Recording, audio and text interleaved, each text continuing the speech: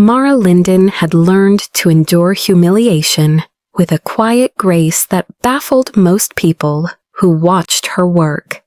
The little diner at the edge of Brookhaven wasn't glamorous, but it kept her afloat during a pregnancy she never expected to face alone.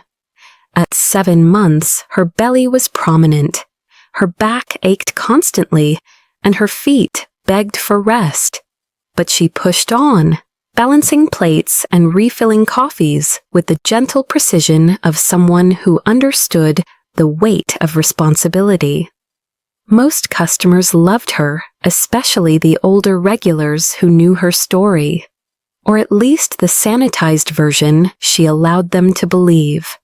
But there were always exceptions, and no one tested her patience more than Chase Holcomb.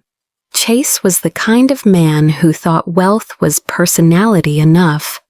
He strutted into the diner like it was beneath him, yet he came every Wednesday morning just to order a coffee he'd barely touch. Word around town was that he came because he enjoyed watching people look up at him. He basked in the acknowledgement, the subtle fear, the quiet envy, and he especially liked targeting someone who couldn't fight back. Someone like Mara. "Look at this," he drawled as she approached his booth, tapping on his empty cup with a theatrical sigh. "You're late again. Baby slowing you down, huh?" Mara kept her voice even. "Just got caught with another table, sir. Can I get you a refill?" He smirked. "Sure, if you can manage not to drop it. But hey, with how swollen your ankles must be, maybe coordination isn't your strength." A few customers glanced over. One frowned, another whispered something under his breath. Mara ignored the sting, inhaling slowly, reminding herself to hold steady. She couldn't afford to lose her job, not when every dollar mattered. She moved to pour his coffee, but Chase wasn't finished. "You know," he added loudly, "I just don't understand how someone ends up pregnant and alone. It's almost impressive. Takes real talent to scare away the father before the kid's even born." Mara felt the heat rise to her face. She turned slightly to hide the tremble in her hand, but Chase saw it, and he smirked as if he'd just scored a point in a game only he was playing. "You must have done something," he continued, leaning back with satisfaction.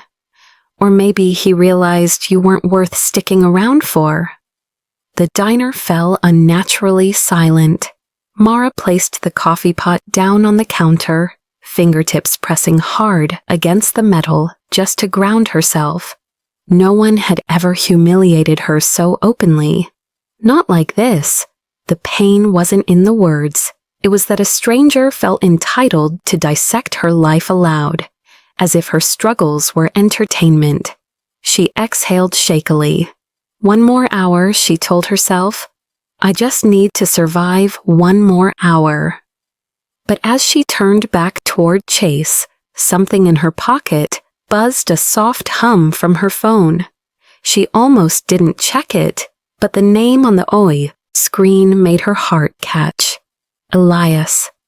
She hadn't heard from him in 3 days, and when he disappeared, it was usually because he was handling something he never explained fully. Something that always hinted he wasn't an ordinary man. Elias Artwell carried a quiet, unnerving influence, the type that made people straighten unconsciously when he walked into a room. They weren't officially together anymore. Life had pulled them into complicated directions, but he never let her drift too far. He never let her struggle alone. Not really. She stepped aside to answer, voice low. Elias? Mara. His voice came through steady, serious. You sound out of breath. Is everything okay? She swallowed. Just a long morning. A pause. Then gently. Someone bothering you? She hesitated. She didn't want to trouble him. Didn't want to make him feel responsible. It's fine, she told him quietly. just a customer. But Elias wasn't someone who ignored the tremor he heard in her voice. "Mara," he said, "step outside for 1 minute." She frowned. "Elias, I'm working, please." The firmness in his tone was enough. She glanced at her coworker, who nodded to cover her tables and walked toward the back door. The cold air brushed her cheeks as she stepped outside. The call didn't disconnect. "Mara," Elias said softly, "I need you to tell me the truth. Did someone say something to you?" Her breath hitched. "It's nothing, really. He's just cruel." Another pause. Then Elias's voice dropped into a tone she rarely heard: quiet, dangerous. "What's his name?" "Elias, what is his name?" She closed her eyes. She didn't want this, didn't want to escalate anything. "Mara," Elias murmured, "you're carrying my child. Whoever made you feel small today is about to learn what that means." She felt an unexpected warmth rise to her eyes. Even when they weren't together, Elias always protected her. Always. "His name is Chase Holcomb," she whispered. "He comes here every Wednesday." Elias exhaled slowly, a sound like a blade sheathing. "Go back inside," he said. "Keep working, I'll handle it." "Elias, what are you going to do?" But the call ended. Mara stood still for several seconds, unsure whether to be frightened or relieved. Elias didn't make threats, he made decisions. And that meant something was already in motion. She walked back into the diner, her heart fluttering with confusion and nerves. Chase sat in his booth, feet up now, looking smug as ever. "I swear," he muttered loudly, "this place hires anyone. Must be charity." Mara inhaled carefully, forcing calm as she approached him again, coffee pot in hand. But then his phone rang. He glanced at the number, smirk fading slightly. He answered with a casual, "Yeah, who's this?" Mara turned away, but she caught the next few seconds the way the color drained from Chase's face, the way his hand trembled suddenly, the way he straightened like a man who'd been jerked upright by invisible strings.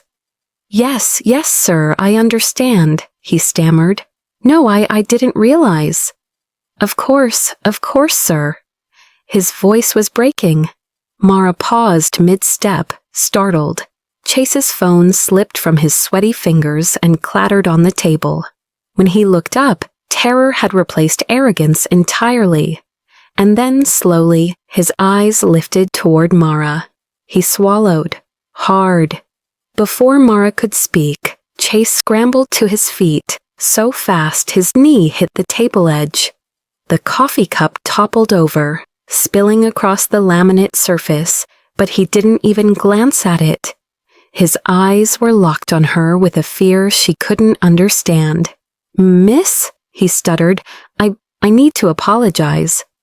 The entire diner stilled again. Conversations froze mid-sentence. Forks stopped halfway to mouths. Even the old jukebox seemed quieter. Mara blinked. "Apologize for—" Chase swallowed, throat bobbing like someone preparing to face a firing squad. "I didn't know who I mean. I didn't realize—" His voice cracked. "I was wrong, so wrong. I shouldn't have spoken to you like that. It won't happen again. Ever." A stunned silence followed. He wasn't just apologizing, he was unraveling. Mara took a small step back, confused and wary. What happened?" Chase glanced at his phone as if it might burn him. "That was Elias Artwell," he whispered. Mara stiffened. Chase continued, panic in his tone. He told me exactly who you are to him, and what will happen if I ever disrespect you again." Mara felt her breath hitch. Elias hadn't called the police. He hadn't threatened violence. He'd simply used the quiet, devastating authority he carried like a second skin. Whatever he said had reduced Chase Holcomb wealthy heir of Holcomb Industries, town elitist, professional tormentor, to a trembling wreck. "I'm so sorry," Chase repeated, voice cracking. Please accept my apology." For the first time, Mara saw him not as a bully, but as a boy afraid of consequences he couldn't outrun.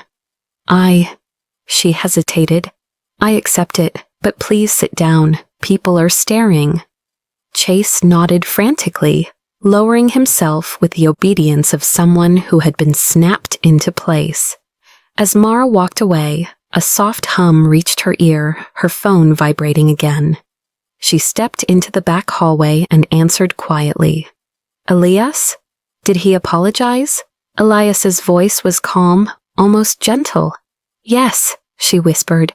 "Elias, what did you say to him?" "Only the truth," he replied. "That no one, absolutely no one, has the right to humiliate the woman carrying my child." Her throat tightened. "Elias," she murmured. "We're not even—" "I know," he said softly, "but that doesn't change what you are to me, or what you always will be."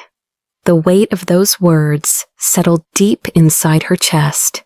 "Mara," Elias added quietly, "I'll be in Brookhaven tonight. We need to talk. About us, about the baby, about everything."